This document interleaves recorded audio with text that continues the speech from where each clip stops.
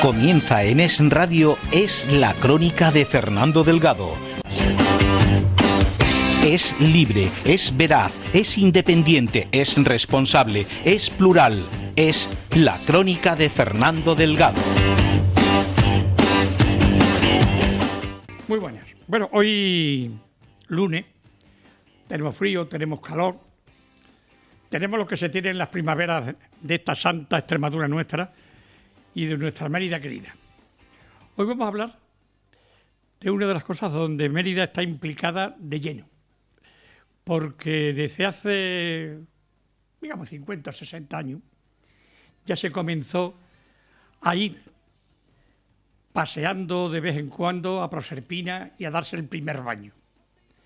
Yo creo que los primeros baños se lo dieron unas señoras muy conocidas de aquí, que eran las Martínez. Incluso había una playa que decían la playa de las Martínez. Iba mucho por allí. Estamos hablando del finales de los 40. Ya en los 50 se comienza aquello a mover un poco más y apareció un vehículo que era la DKV.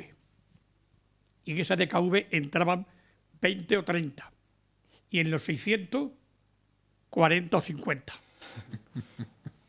Porque además era algo... Bueno, yo tengo una fotografía, recuerdo, que haciendo unos reportajes de Proserpina, que he hecho cientos de reportajes de Proserpina, en la que la carretera eran todos 600. Curiosísima la fotografía.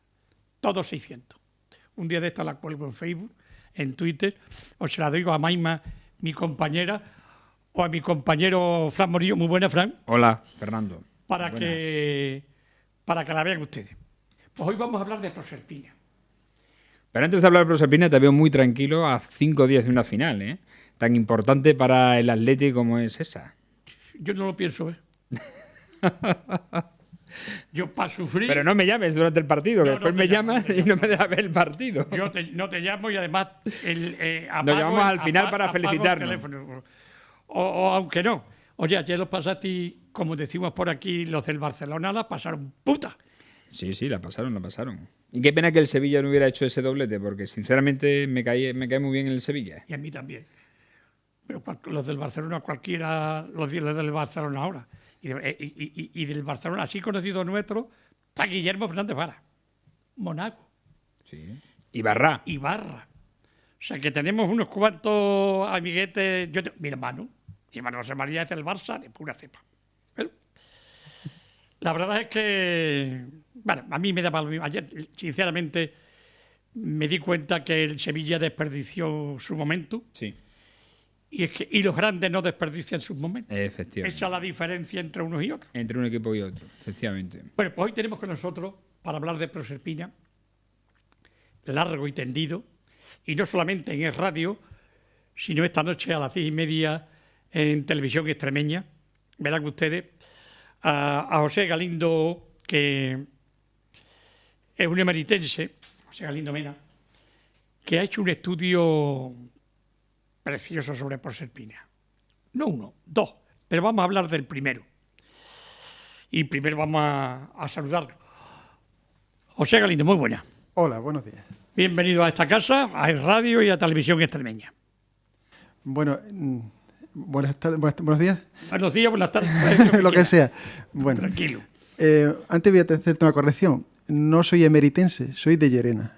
Buen sitio. ¿Vale? Ahí es de mi buen amigo Luis Garraín, que es cronista oficial y uno de los historiadores mejores que he conocido yo.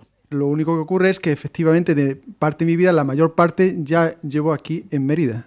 O sea que desde luego... Sí, se casó además con una hija de un personaje muy conocido aquí de Mérida y del padre de su mujer y del abuelo de su mujer, que era Pacheco Fernández, que era un hombre muy conocido de aquí, fue presidente del Liceo, y su hijo Miguel se casó, su hijo Miguel tiene una hija que es donde está casado José Galindo.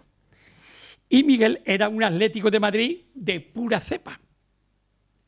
Era además presidente de la Peña del Atlético de Madrid, lo recuerdo perfectamente. Hay buenos colchoneros aquí en Mérida, ¿eh? Sí, sí, no, hay de todo sitio, pero vamos, sí lo hay colchoneros. Sí. Bien, digamos que empezamos. Tú vives en Proserpina, Sí. pero ¿por qué te das por este estudio? Lo leemos, es de la Universidad Extremeña, del Centro Universitario de Mérida, de grado de Ingeniería en Geométrica No. y Topografía. Perdona, Geomática. es complicada la palabra. Geomática y Topografía. Y es Un trabajo fin de grado, ¿no? de fin de grado, sí. Pero el trabajo fin de grado, Fernando, fíjate que lo ha hecho más hablando de los factores quizás medioambientales que los topográficos. Sí. Ahora lo explicaré un poco. Pues explica. Primero, ¿por qué este trabajo? ¿Por qué te da este trabajo? Me imagino que parte de ello será porque tú vives allí. Obviamente. Pero además que es que vivo allí, que para mí es una fortuna vivir allí, es que creo que para entregarse, para hacer un buen trabajo de cualquier tipo, hay que sentirlo, hay que tener un interés especial en él y hay que verle una utilidad, por lo menos en mi punto de vista. Y entonces, entre distintas opciones que me planteé en su momento, vi que la oportunidad para hacer un trabajo fin de grado, la oportunidad que tenía era estupenda y quería aprovecharla. O sea, que pretendía hacer un trabajo que además de cumplir los objetivos que se me exigían por mi tema universitario, además de cumplir ese objetivo, pues me sirviera a nivel personal de enriquecerme, que fuera de interés obviamente social también, que tuviera una utilidad y que ese tiempo que invertía en ese trabajo, en la realización de ese trabajo, no solamente valía para cumplir los objetivos universitarios, sino para que luego se aprovechara los demás de él. O sea, que mejorara. ¿Cuánto tiempo te has tardado en hacer ese trabajo, aproximadamente? Pues desde que ya comienzo a juntar información sobre el tema hasta que ya he conseguido cerrarlo todo, aproximadamente año y medio. Obviamente no he estado entregado de lleno a él, sino que he estado dedicado a mi vida normal, tengo trabajo, familia, tengo mis obligaciones, lógicamente, que cumplir fuera de mi horario de trabajo, y entonces, bueno, no me he podido dedicar de lleno a ello. Por eso también se ha dilatado un poco. Pero también he tenido que sacrificar mucho tiempo libre, que tenía que estar a disposición de mi familia, de mis hijos, son 2 hijos pequeños, y sin embargo, bueno, pues con el objetivo de hacer un buen trabajo, quiero que merezca la pena ese esfuerzo y creo que está ahí el resultado, y cualquiera que le pueda interesar, pues yo se lo ofrezco libremente. Bueno, el primer objetivo ya marcado, ¿no? Porque he conseguido, que era el de obtener el grado en esta ingeniería que has realizado. Y lo que nos sorprende es que te hayas centrado en los factores medioambientales. Esto, de cara a la nota, de cara al trabajo, ¿cómo Vamos a ver, lo comento. ¿Qué ha pasado? Sí. Es cierto que lo que es en la rama de topografía, o sea, lo que es el grado se llama ahora mismo geomática y topografía. Yo en su tiempo, hace ya 25 años prácticamente, estudié ingeniería técnica en topografía, también aquí en Mérida. Y como todas las carreras universitarias ha ido evolucionando, se han ido apareciendo nuevas asignaturas, y ahora con el tema de Bolonia y tal, pues que aparece lo que es la titulación de grado, de alguna manera tenía que hacer un curso de adaptación a ese grado, conociendo las nuevas asignaturas, superando las nuevas asignaturas. Una de ellas es ingeniería ambiental. No es una asignatura troncal, en lo que es lo que es lo principal de nuestra es optativa, ¿no? Efectivamente. No, optativa no, es una de las que hay que estudiar, pero de una forma no es la que nos da un sentido a la geomática y la topografía, es cierto. Pero sin embargo, teniendo en cuenta que realmente la topografía, en un sentido amplio de la palabra, es una herramienta que se utiliza en cualquier actividad técnica, en fin, vi que había ciertas aplicaciones dentro del mundo de la topografía que se podía utilizar en lo que es el tema medioambiental. Oye, y al venir de Llerena aquí, yo me imagino que entre curso y curso conociste a tu mujer.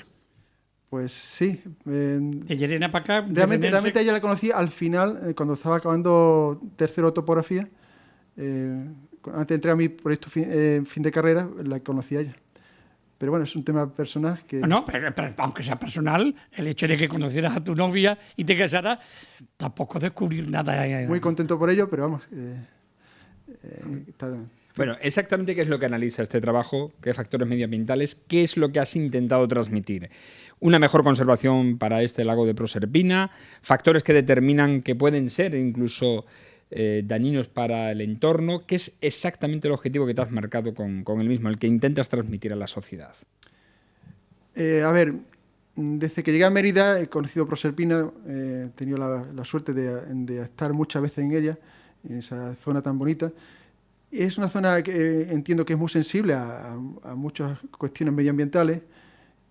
Creo que socialmente no se valora lo suficiente y que había que hacer un esfuerzo un poquito de protegerla, de que eso nos dure lo mayor tiempo posible en buenas condiciones y, en fin, que no nos ocurra como ocurrió en los años 90, que quizás los jóvenes no lo recuerden, pero ahí están las hemerotecas, que se estropeó el agua, se eutrofizó.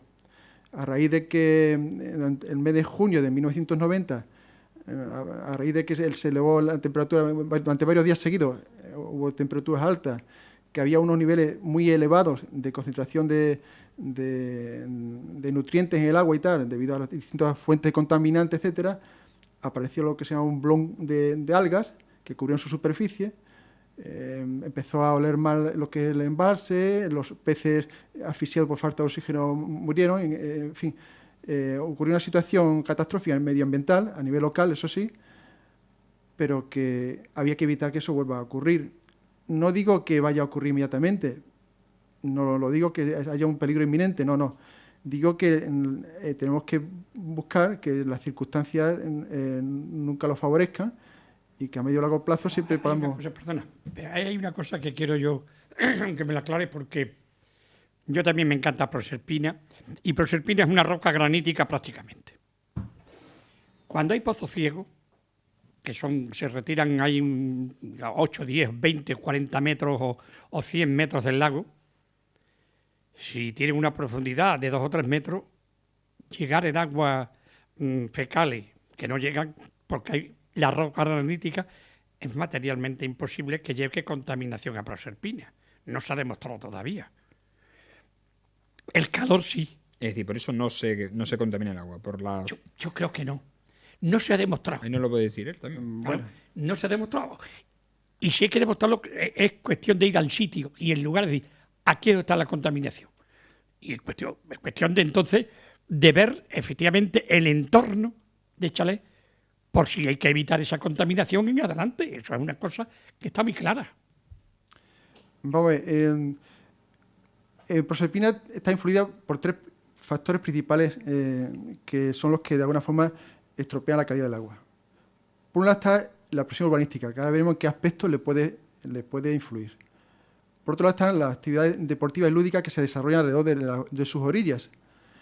Y luego también está lo que es el tema agrícola y ganadero de la zona, de la cuenca, que recepciona las aguas de lluvia y que las dirige hacia lo que es el embalse. Sí. Esos tres factores inciden en lo que es la calidad del agua. Entonces, en mi trabajo he hecho un estudio de cada uno de ellos por separado, he ponderado hasta qué punto pueden influir en esa calidad de agua y he planteado una serie de propuestas de mejora. Básicamente eso se reduce. Entonces, lo que me comenta es que la imposibilidad de que a nivel urbanístico, desde lo que es la zona perimetral de Proserpina, lo que es la flora séptica, no afecte a lo que es el embalse, es cierto que mientras más próximo esté un chalet a la orilla, más fácil es que llegue esa agua sin filtro, es cierto. Pero también es cierto que el terreno es arenoso, quiere decir que no es un terreno compacto. Entonces, los fluidos, cuando son muy líquidos, pueden llegar con el tiempo al propio embalse, a lo que es el interior. De cualquier forma, efectivamente, no se ha podido comprobar nunca 100% hasta qué punto influye esas infiltraciones por el subsuelo en lo que es la caída del agua. No tengo constancia de que haya habido una prueba que lo compruebe 100% o que lo demuestre 100%. Más pruebas tengo de otro tipo de contaminantes. A eso te iba, porque te he oído algo que yo le he dado fotografías de Proserpina que le han gustado mucho. Era cuando yo estaba de presidente de la Cruz Roja con la Zodia, pasaba que había, ahí sí que había contaminación porque había cientos y cientos de campañas, Tienda de campaña. de tiendas de campaña. Pero al mismo tiempo se estaban bañando la gente con las ovejas, que eso sí contaminan, y sobre todo las heces y demás. Y claro, el entorno de Proserpina hay mucha ganadería. Al llover, ese agua va a Proserpina y va ya contaminada con que me refiero a lo que se refiere José, que ya va por la zona del arroyo Las Adelfas y el arroyo Las Pardillas, todo el ganado que hay en esta zona, todas las aguas que entran, pues pueden que contaminadas precisamente por las heces de los ganados, ¿no? ¿Tanto nivel de ganado hay, de cabaña hay A ver. para cómo, dice Fernando, poder llegar a contaminar el lago? Porque ese es uno de los factores que tú has analizado. Correcto, correcto. La cabaña. Correcto. A ver, yo he Ganadera. hecho un estudio,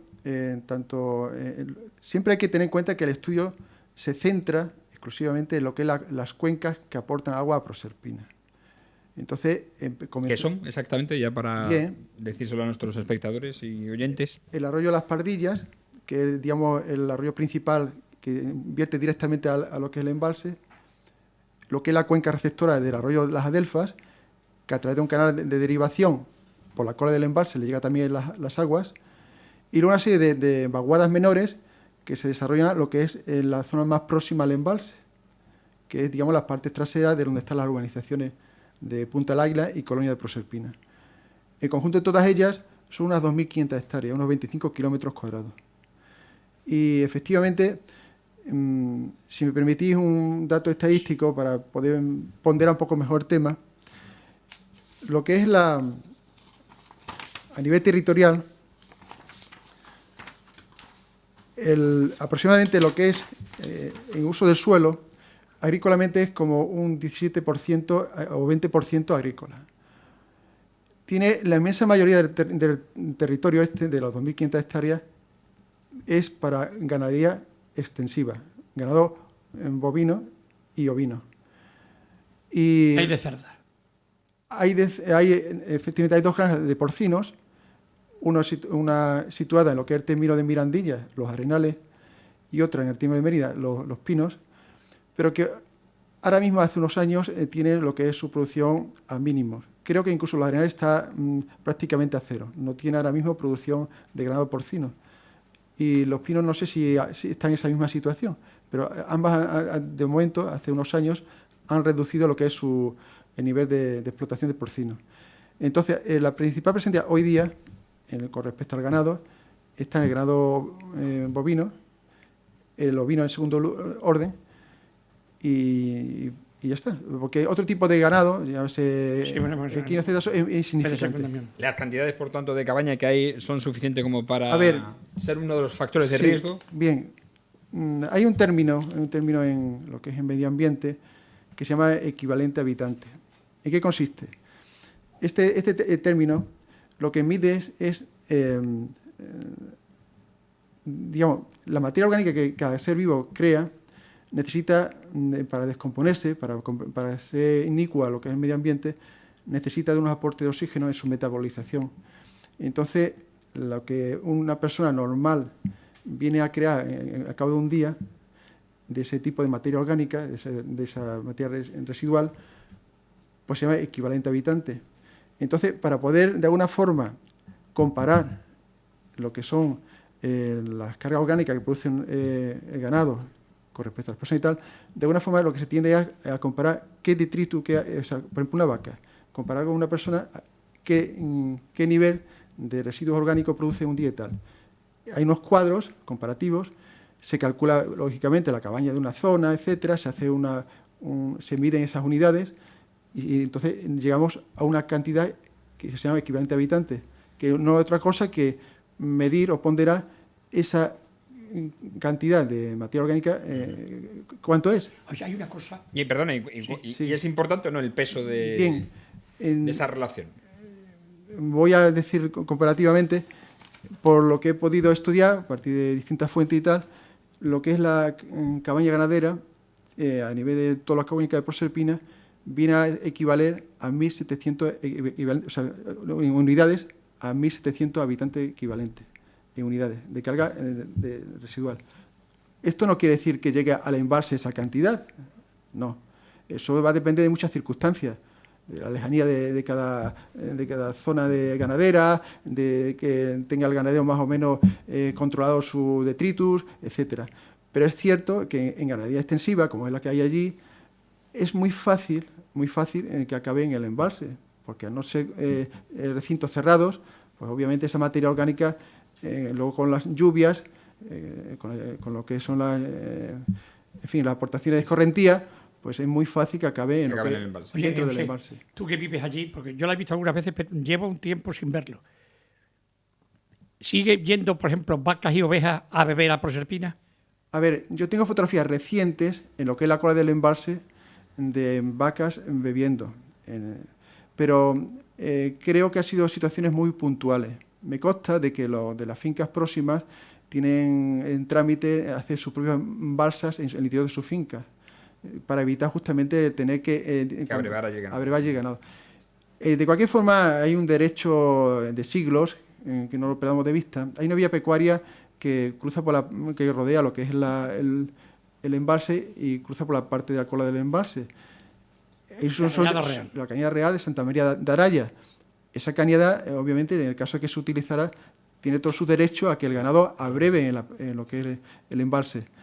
Pero vamos, ya esa tradición prácticamente está muy desaparecida o perdida y es muy raro ver haciendo uso de ese derecho a cualquier ganadero. De cualquier forma existe. Pero vamos, hoy por hoy no sería, desde luego, una fuente de problemas.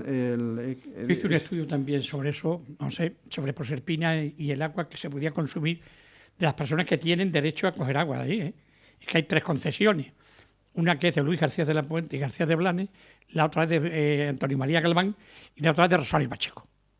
Las 3 tienen permiso y no se puede quitar porque vienen de siglo. Pero echando cuenta lo que cogían de agua y demás, curiosamente, José, no significaba nada absolutamente para el nivel del embalse. Para el nivel del embalse. Lo que sí me dijo un ingeniero, y tú como topógrafo lo mismo, que el calor es como si estuviera lloviendo hacia arriba. Hay una alta evaporización durante el verano. Hay una alta evaporización. Como si estuviera lloviendo, pero hacia arriba. O sea que tenemos que hacer una pausa, José. Fíjate cómo se nos está pasando el tiempo y lo que tenemos que hablar. Porque una de las cosas que tenemos que decirle a nuestros oyentes es que vamos a ver qué está ocurriendo este año en Proserpina, que también, porque los de Confederación ven y se largan.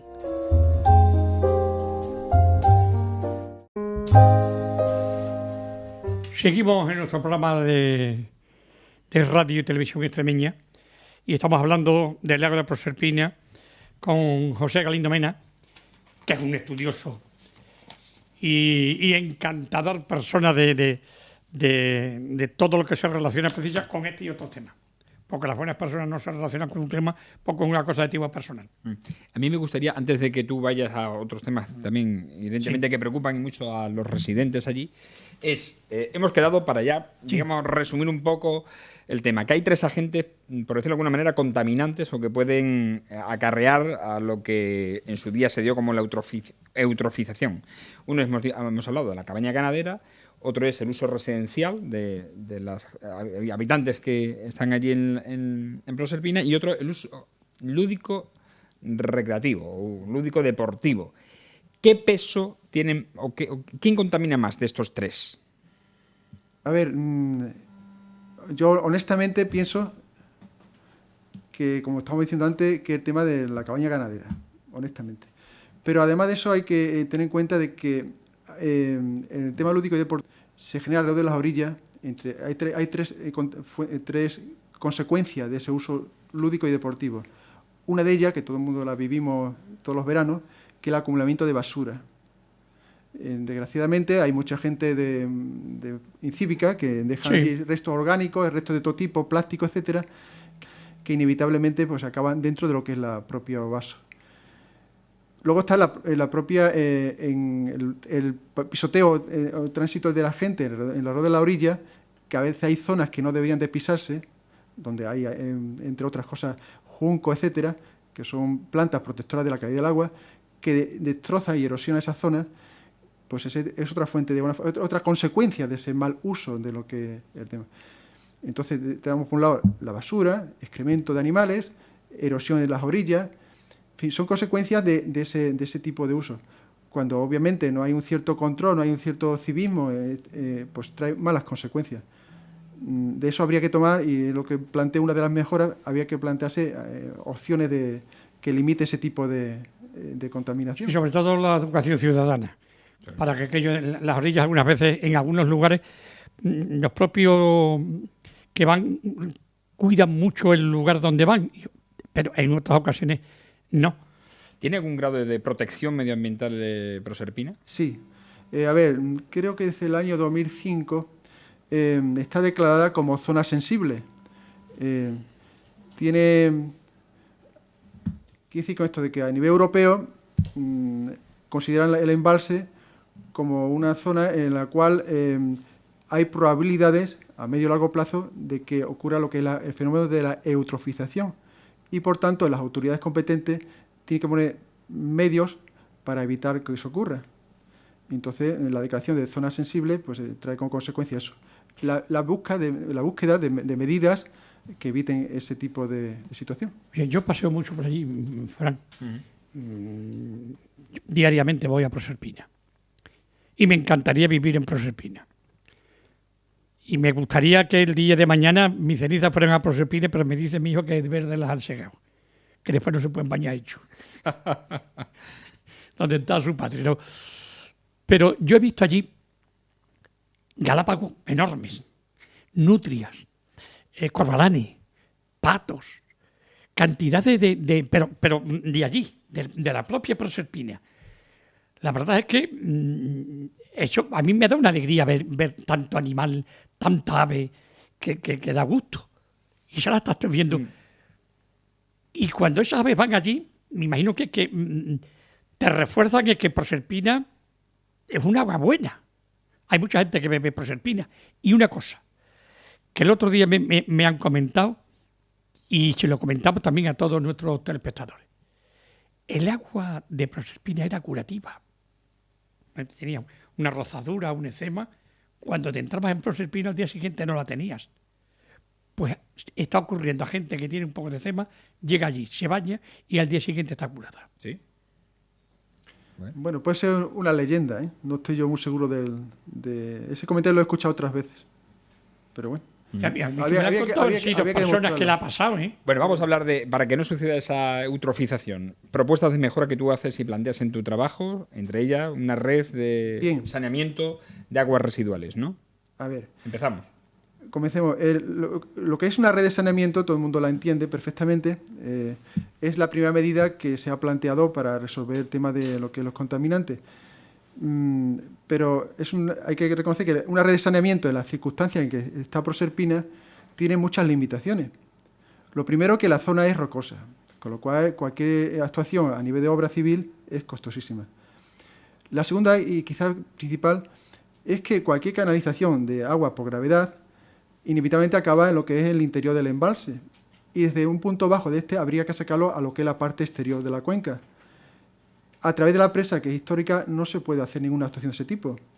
Lateralmente, por el desnivel que hay, supondría un coste enorme hacer un túnel o una cosa parecida. O sea y siempre estaría el colector dentro del embalse. Con lo cual hay una situación de alto riesgo. Esa solución no es viable. No es recomendable.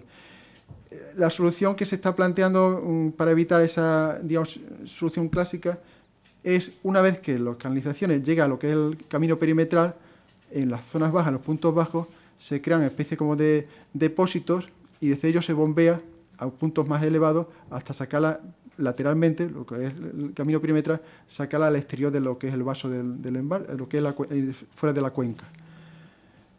Esa sería, digamos, la primera. Sí, la primera pasa con esto, José, perdona, yo he visto un estudio de esto, sí. y es lo de siempre, que hacemos las cosas y no nos fijamos en el futuro. Cuando se hace el paseo perimetral,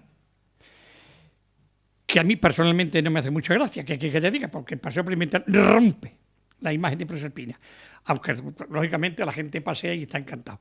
Pero cuando se hace el paseo, Confederación no piensa, no ha pensado nunca, no va a pensar ahora. poner una tubería, todo lo relacionado con el paseo perimetral. Perimetral también. Es decir, lo que es un anillo. Cuando se hizo, Claro. haberlo hecho. Lo que ha pasado con la carretera de Proserpina, que han tenido que levantar otra vez para poder meter la luz, cuando habían hecho la carretera, haber puesto ya la tubería.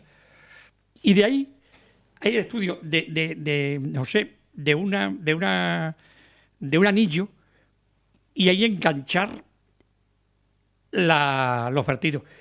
Pero lo que dice José es verdad. Primero, de costoso, es materialmente imposible, porque es granítico casi todo, y sería tan costoso que sería imposible.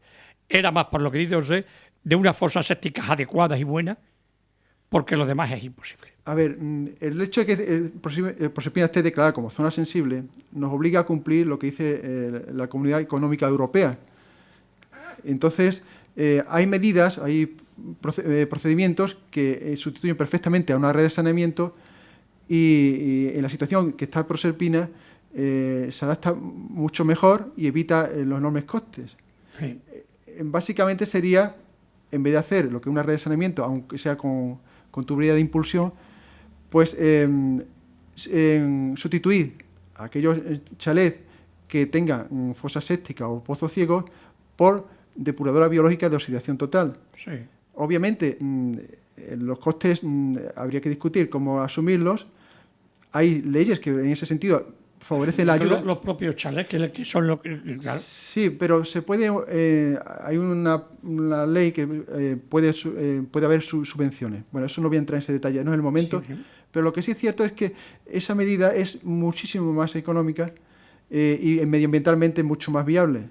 Cualquier otro tipo de alternativa, pues va a suponer muchísimo más, medioambientalmente mucho más impacto. Ujú. Pero, a ver, como yo sé que el tiempo es muy corto en este programa, yo quisiera que no tiene nada, que son 40 minutos. Comprendo.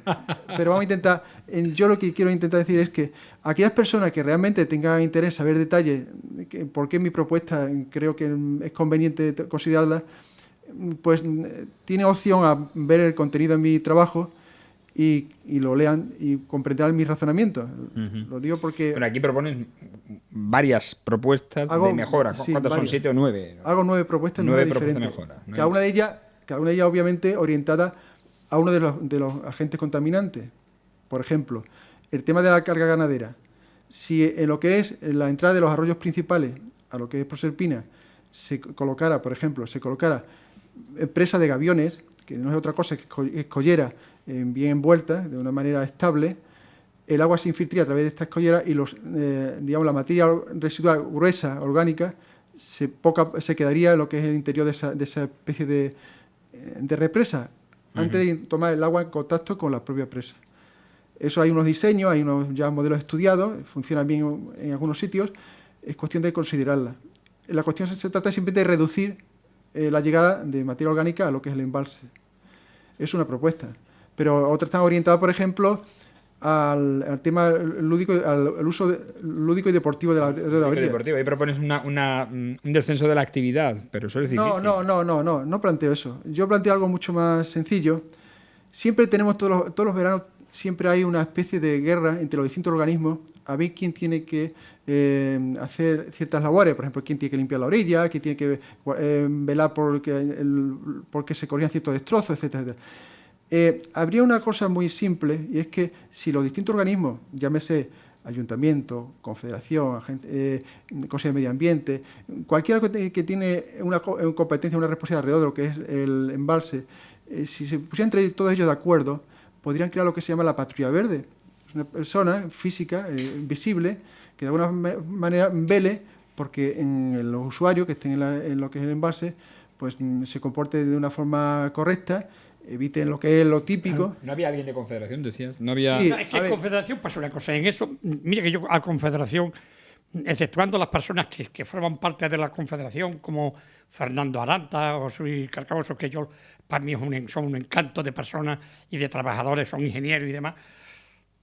Lo que pasa es que Confederación lleva razón en una cosa. Los dueños de las orillas es Confederación, pero quien ensucia aquello no es Confederación, somos los emeritenses. Luego tendría que ser el ayuntamiento quien realmente pasara, aunque fuera cada 15 días, limpiando un poco aquello, que tampoco es ningún trabajo del otro mundo, ¿eh? Tampoco es tanto. Pues cuando se limpia sobre limpio es distinto. Y después está terminantemente prohibido la navegación por Proserpina con lanchas a motor, que antes yo he visto incluso campeonatos nacionales e internacionales allí. Eso se prohibió. La única que tiene permiso para deambular por allí La Cruz Roja. es la Zodia de la Cruz Roja, que ha salvado muchas vidas, por lo tanto, una no contamina prácticamente absolutamente nada, es imposible. Y además eso son 2 veces al año, dos meses al año, y dentro de 2 meses, sábados y domingos, o sea que está muy limitado. Por lo tanto, yo creo que lo que se trata, yo creo que ponerse de acuerdo, que hay cosas que son de confederación y que debe limpiarlas, pero otras cosas que somos nosotros, los emeritenses, alguien del ayuntamiento, pues que se pasa a limpiar aquello, que no pasa nada. Hay una propuesta de mejora que a mí me ha llamado la atención, que es la aireación por microburbujas. ¿Eso qué es? Suena un poquito, pero bueno, la cosa es muy simple. Había que conocer un poquito cómo es el proceso de eutrofización dentro de un embalse. Uno de los problemas que tiene Proserpina es que es un lago que se llama, el fenómeno de lo que se llama estratificación térmica. ¿En qué consiste? Cuando llega el verano, la superficie del lago tiene una temperatura más bien elevada, entre 24 y 25 grados. Hay una zona intermedia que se llama mesoclima, que baja la temperatura rápidamente, 1 grado por cada metro, y luego hay una zona profunda donde prácticamente la temperatura ya es muy fresca, 12 a 13 grados. En esa zona profunda prácticamente no hay oxígeno. Los peces, cuando en verano a veces ocurre que aparecen carpas grandes muertas, la razón de ser es porque en el fondo se han quedado y la falta de oxígeno pues, ha ocasionado su muerte.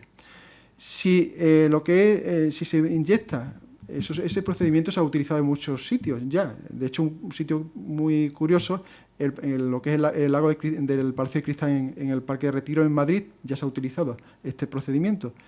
Si se inyecta microburbujas de oxígeno en el fondo, el proceso se invierte, quiere decir, empieza a circular oxígeno en el fondo, las bacterias que necesitan para descomponer la materia orgánica en materia mineral ganan en actividad. O sea, se mezclan las aguas. Una especie de pecera, ¿no? Sí, pero no lo entendamos en ese sentido tan estricto. Que dice que es algo mucho más simple y más amplio. Parece muy complicado. Yo la verdad es que cuando lo he visto, o sea, lo he leído y he visto que hay situaciones especiales en Proserpina que hubiera sido muy útil. Por ejemplo, lo que ocurrió en el año 90, si este procedimiento hubiera existido en aquel momento, posiblemente hubiera sido innecesario todo lo que ocurrió después, de vaciar el embalse, etcétera. José, tenemos que terminar. Oye, por cierto, una pregunta. Ya sé que no es competencia, no está en el estudio de José. El centro de interpretación del agua que lleva cerrado ahí, ni se sabe cuándo se va a abrir. Bueno, pues desde aquí le decimos al alcalde Antonio Rodrigo Osuna que haga toda la posibilidad porque el Museo del Agua se abra este año. Por lo menos que la gente pueda ver aquello, porque ya los chiringuitos son en condiciones, ya hay situaciones que puede ir y demás, o sea que no. Pero para terminar, alguien se puede meter en la página web para que este estudio lo pueda ver. Dime cómo. Bien, es muy sencillo. O bien se mete en lo que es el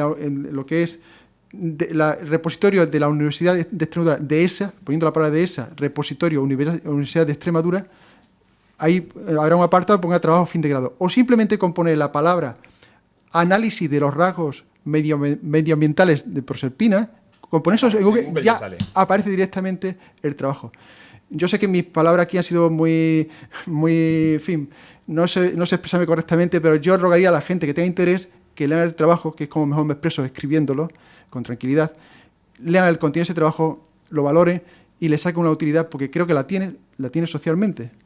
Y entonces animo a que quienes le interese realmente Proserpina, su estado y cómo podríamos mejorarla, accedan a ese trabajo. No te puedo dar la menor duda de que el programa queda muy bien. Sí, sí. Que la gente por cierto, que nos dicen que el Centro de Interpretación del Agua sí se abre para los colegios, pero no para el público en general, así que hay que abrirlo para el público en general. Pero sobre todo en verano, hombre. Que tiene muchos visitantes, Proserpina. Sí, claro. Y, hombre, ahí La verdad que es no pero sé, además es un sitio donde este estudio, por ejemplo, se podría poner como una exposición de las fotografías que tiene José o las que tengo yo, que tengo cientos, de trabajos que tenemos hechos. José, yo también los tengo y otras muchas personas. Es decir, que se pueda hacer exposiciones de todo tipo allí también. Y la gente en verano está volviendo la gente a Proserpina, es el pulmón. es un potencial turístico más de Mérida que no ha sido explotado Es suficientemente. que va. Antiguamente yo recuerdo que hasta los 10 de diario aquello se llenaba. Sí. Desde que vaciaron Proserpina, aquello pegó un bajón tremendo.